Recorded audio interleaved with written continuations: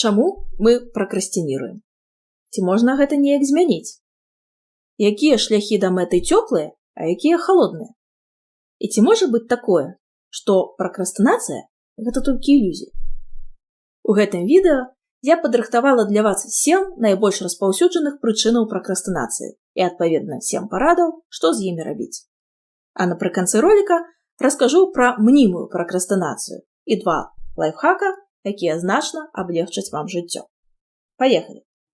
Першая прычына пракрастынацыі – гэта фізіялогія і страенне мозга. Так, менавіта, усё пачынаецца з мозга. Асаблівае значэнне тут маюць вобласці, адказныя за эмоцыі, якія вельмі моцна штурхаюць нас штосьці зрабіць. Альбо, наадварот, не даюць нам рабіць нешта такое, што карыснае, але непрыемнае. Эмоцыі нельга недаацэньваць. Яны былі з намі значна раней за ўзнікнення рацыянальнага мыслення, і таму яны вельмі моцныя. Але ў мозгу ёсць і вобласці, якія адказваюць за тармажэнне непажаданых імпульсаў. Вось захацелася падчас працы палезць на фейсбучак. Імпульс пашоў, а мы такія: не, сядзім, працуем. Але на такі вышэйшы пілатаж здольныя не ўсе. А справа ў тым, што вось гэтыя зоны, якія тармазяць шкодныя імпульсы, у кагосьці развітыя больш, а ў кагосьці менш. Што ж рабіць, калі наш мозг не здольны супраціўляцца пракрастынацыі, і сіла волі ў нас, так сабе. Па-першае, трэба зразумець, што мазгі не зменіш. Калі вы ўжо 100-500 разоў сядалі на дыету і заўсёды зрываліся, не варта думаць, што ў 1501 раз атрымаецца. Змяняем жыццё на ўзроўні дзеяння. З аднаго боку, робім так, каб ісці за непажаданымі імпульсамі было цяжка. Не хочаце перад сном у ложку гартаць стужку навінаў? Значыць, пакіньце тэлефон на кухні. Не хочаце есці салодкае? Не купляйце яго. І нават заплануйце свой маршрут па краме так, каб не заходзіць у аддзел з цукеркамі. Іншымі словамі, пазбягаем саблазна. З іншага боку, дадаем знешніх стымулаў, каб рабіць тое, што мы хочам рабіць. Хочаце рэгулярна хадзіць у сілоўню? Дамоўцеся з сябрам і хадзіце разам. Нашая матывацыя, яна як вагі, дзе на адным баку нашае жаданне нешта зрабіць, а на другім перашкоды. І часам дастаткова зрабіць непажаданыя дзеянні крыху больш складанымі, а пажаданыя крыху больш лёгкімі. І ўсё атрымліваецца. Другая прычына пракрастынацыі – гэта стрэс і выгаранне. Гэта даволі зразумела.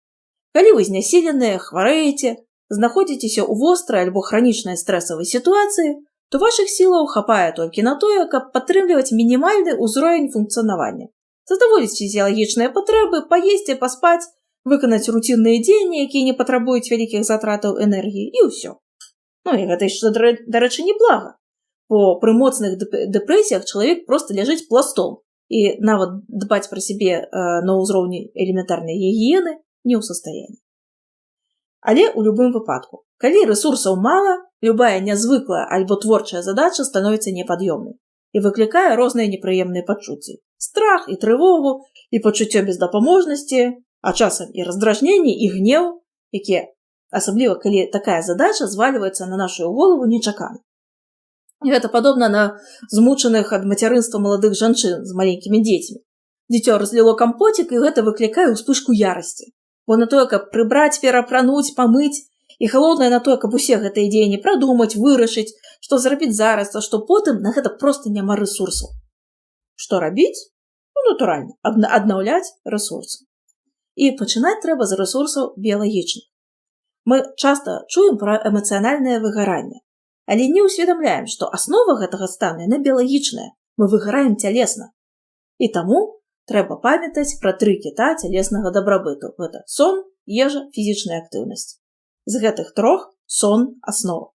Калі зараз у вас ёсць магчымасць заняцца паляпшэннем толькі адной сферы ў вашай цялеснасці, пачынайце са сну. Даследаванні паказваюць, што павышэнне соннай пісьменнасці, то бок элементарных ведаў пра гігіену сну, зніжаюць пракрастынацыю. Трэцяя прычына пракрастынацыі чыста псіхалагічная. Гэта негатыўны перфекцыянізм, звязаны са страхам няўдачы, калі недасканаласць прыроўніваецца да правалу. І так, вы слушна здагадаліся, што існуе і пазітыўны перфекцыянізм. Як іх адрозніць? Усё проста. Па эмоцыях, якія выклікае ў вас ваше імкненне да дасканаласці. Пазітыўны перфекцыянізм – гэта радасць, азарт, адчуванне як крута, а можа яшчэ вот так неяк палепшыць.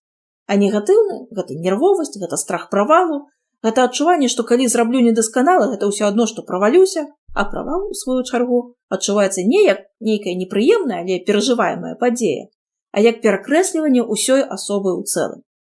Так успрымаюць сябе нарцысы. Напэўна, вы ведаеце іх як людзей з агромістым самамненнем. Все вакол, мол, смецце, тупые, ніякія, а я тут адзін мамкін піражочак. Аднак гэтая самаацэнка таму настолькі раздзьмутая, што альтэрнатыва ёй папросту закрэсліванне сябе. Калі я не ідэальны, то я настолькі мярзотны, што нават і жыць такому не трэба. Сярэдзіны і адценняў тут няма. Ну, а калі стаўкі настолькі высокія, калі выкананню любой задачы становіцца пытаннем псіхічнага выжывання, то можна ўявіць, як мы будзем пракрастыніраваць, каб толькі гэтую задачу, а разам з ёй магчымасць паразы ад нас аддаліць. І гэта вядзе нас да наступнага пункта. 4. Гэта занадта моцная матывацыя. Так, яна бывае не толькі занадта нізкай. Калі мы вельмі чагосьці хочам, гэта азначае, што адначасова мы вельмі баімся няўдачы і зашмат перажываем пра тое, каб дасягнуць мэты. Яшчэ ў пачатку 20-го стагоддзя вучоныя Еркс і Додсон правялі вопыты на мышах і паказалі, што калі мыш у лабірынце падганяць ударамі тока, то яна, зразумела, прабягае лабірынт хутчэй. Але для гэтага ток не павінен быць занадта моцным. Калі ж ён быў занадта моцным, мышы ўпадалі ў паніку, і час праходжання лабірынта не скарачаўся, а наадварот узрастаў, бок яны больш марудна яго праходзілі. Мы таксама панікуем, калі стаўкі занадта высокія, нават калі мы не нарцысы. І ад няўдачы мы можам псіхічна не разбурацца, але ўсё роўна перажываем. Больш за тое, матывацыя нераўнамерная па часе. Нават калі мы з ахвотаю і цікаўнасцю ўзяліся за нейкі праект, нават калі мэта для нас эмацыянальна важная, але калі праект гэты доўжыцца некалькі месяцаў ці нават лет, нам не ўдасца падтрымліваць аднолькавы бадзёры настрой. Нам давядзецца вырашаць рутынныя задачы, штосьці будзе ісці не так, мы будзем нудзіцца, раздражняцца, нам будзе падавацца, што ўсё гэта не мае сэнсу і гэтак далей. Таму шмат сучасных псіхолагаў кажуць аб тым, што роля эмоцыяў у матывацыі не настолькі вялікая, як нам здаецца, і што ўсё майстроўства менавіта ў тым, каб рабіць справу, не гледзячы на эмоцыі. Але пра гэта мы паговорым іншым разам, а пакуль услед за Ерксам і Додсонам зазначым, што высокая матывацыя, умоўна 7-8 балаў з 10, нам дапамагае на кароткатэрміновых задачах. Сярэдняя 5-6 з 10 на сярэднятэрміновых, ну а для доўгатэрміновых задачаў дастаткова і 3-4 бальнай матывацыі. Заўважце, што каб справа працягвалася, матывацыя нідзе не сыходзіць на 0, але і нідзе не шкаліць на 10 з 10 ці нават на 9 з 10. Што ж нам рабіць з негатыўным перфекцыянізмам, нарцысізмам і занадта моцнай матывацыяй? Нарцысам, на жаль, ці на шчасце, варта бы звярнуцца па псіхатэрапеўтычную дапамогу. У мяне на канале было відэа, вось тут яно, пра адрозненне псіхолагаў, псіхіятраў і псіхатэрапеўтаў і да каго ў якім выпадку звяртацца. Нарцысам да псіхатэрапеўта. Калі ж гаворка пра страх няўдачы, то можна прыпомніць сабе сапраўдную вартасць поспеху ці правалу. Напэўна, праваліць іспыт непрыемна, але ад гэтага ніхто не загіне. Спрабуйце таксама прыдумаць шляхі адыходу. Калі не здам іспыт, не дасягну мэты, то што тады буду рабіць? Такі план Б. Пайду на пераздачу, возьму акадэмку, можа штосьці яшчэ. Важна, каб гэты план Б у нас быў. Загадайце таксама людзей, якія маглі б вам дапамагчы ў выпадку правала. Неяк вас падтрымаць.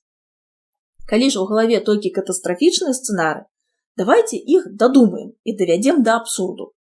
Што найгоршага можа здарыцца ў выпадку правала? Ну аж яшчэ што? А яшчэ што? А яшчэ што?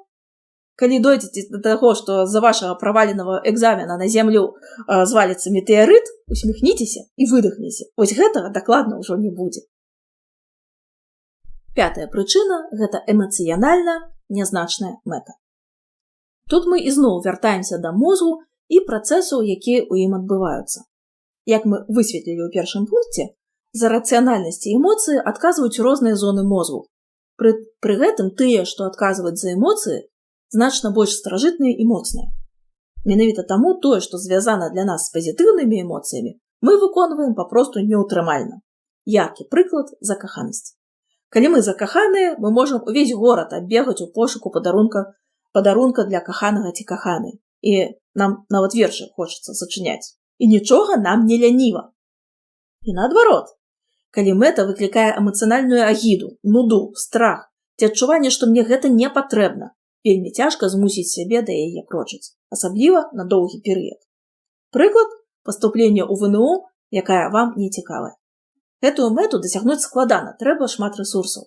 І калі вы не адчуваеце жаданне і цікавасці, а за спіной яшчэ стаяць бацькі, якія п'юць кроплі кожны раз, як бачаць вас не за канспектам для паступлення, то такі шлях да мэты становіцца катаваннем. Што ж рабіць з такой перашкодай? Па-першае, варта прыгледзецца да сваіх мэтаў.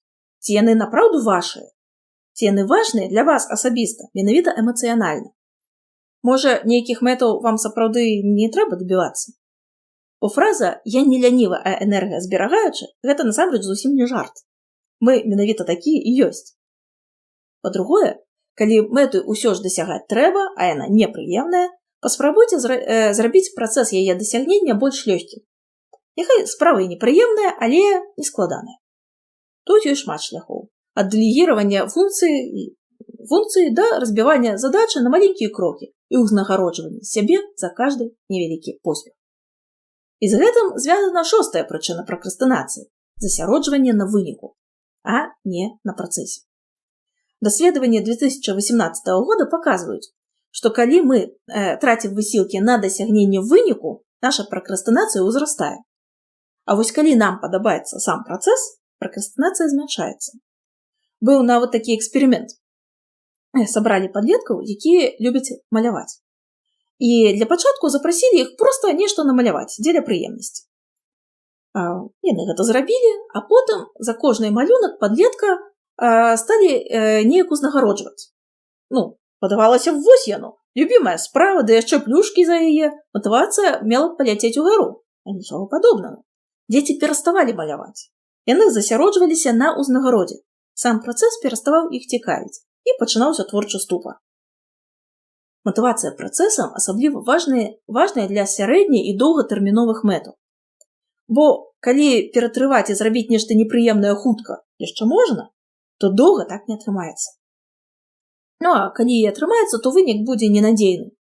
Мо усе сутыкаліся з тым, што каб вывучыць нецікавы іспыт вы штосьці вучылі, здалі і забываліся раз і назаўсёды пра яго. І апошняя, сёмая прычына пракрастынацыі. Мы абапіраемся не на свае моцныя бакі. Каб дасягнуць мэты, мы звычайна маем прытрымлівацца нейкіх правілаў, выконваць нейкія працэдуры. Напрыклад, каб здаць іспыт, трэба вывучыць пытанні ў білетах, таксама часам здаць папярэдне нейкія залікі, кантрольныя работы і гэтак далей. Каб дасягнуць мэты ў такіх умовах, нам трэба гэтыя працэсы арганізаваць, выбраць найбольш слушную стратэгію дасягнення гэтай мэты, скаардынаваць свае дзеянні і паслядоўна іх выконваць, пры гэтым сябе кантраляваць і гэта ўсё. Усё гэта называецца выканаўчыя функцыі. Яны бываюць цёплымі альбо халоднымі. Так. Цёплыя выканаўчыя функцыі абапіраюцца на эмацыянальнасць, сацыяльнае ўзаемадзеянне, імпульсіўнасць, эмпатыю, эмацыянальны інтэлект і гэтак далей. То бок, ісці да мэты вам прасцей у кампаніі. Вам важна адчуваць эмоцыі ад задачы, свае і іншых людзей, мець магчымасць абмеркаваць іх і падзяліцца вынікамі. Тады гэта цёплыя выканаўчыя мэты. А халодныя выканаўчыя мэты арыентуюцца на когнітыўную гнуткасць, на ўменне адтармазіць непажаданыя імпульсы, на планаванне, ўменне сфармуляваць задачу, на гнуткасць увагі, ўменне падстрайваць свае паводзіны пад бягучыя абставіны і гэтак далей. Варта ведаць, якія выканаўчыя функцыі пераважаюць у вас і карыстацца з іх, вырашаючы задачы менавіта так, як уласціва вам. І апошняе. Магчыма, вы нават і зусім не пракрастыніруеце, а наадварот, робіце вельмі шмат. Часта нашы ўяўленні аб тым, што мы лянівыя, што мы мала робім і гэтак далей, заснаваныя на нейкіх ідэальных уяўленнях пра сябе. Маўляў, я нармальны, уставаў бы кожную раніцу а 6, рабіў бы зарадку, еў бы толькі здаровую ежу, працаваў бы па 8 гадзінаў і не зважаў бы на гаджеты, а потым яшчэ б з дзецьмі гуляў, вёў бы такое ідэальнае жыццё. Але гэта нейкі сферычны вы у вакууме. Тут не ўлічаны ні вашыя асаблівасці, ні ступень стомленасці, ні нечаканасці, якія нам пастаянна падкідвае жыццё. Зыходзьце заўсёды ад сябе рэальнага. І напрыканцы абяцаныя 2 парады, як палепшыць сваё самаадчуванне адносна пракрастынацыі. Першая парада – гэта бярыце за ўзровень адліку не лепшы, а горшы дзень. Бываюць дні, калі сапраўды нам усё атрымліваецца, мы робім столькі, колькі іншым часам за тыдзень не адолі. Дык вось, такія дні за ўзор не бяром. Не. Адлічваем ад дзён, калі мы валяемся без сіл на канапе. Усё, што звыш валяння на канапе, гэта ўжо поспех. Ваше адчуванне адразу палепшыцца. І другое. Вядзіце дзённік таго, што вы зрабілі за дзень. Пішыце туды і хатнія справы, і творчасць, і працу. Вы бачыце, што робіце вы насамрэч вельмі шмат. А я вам жадаю поспехаў у ваших справах и развітваюся. Не забудьте поставить лайк, подписаться на канал, поделиться гэтым відэо со сваімі сябрамі. Бо гэта моя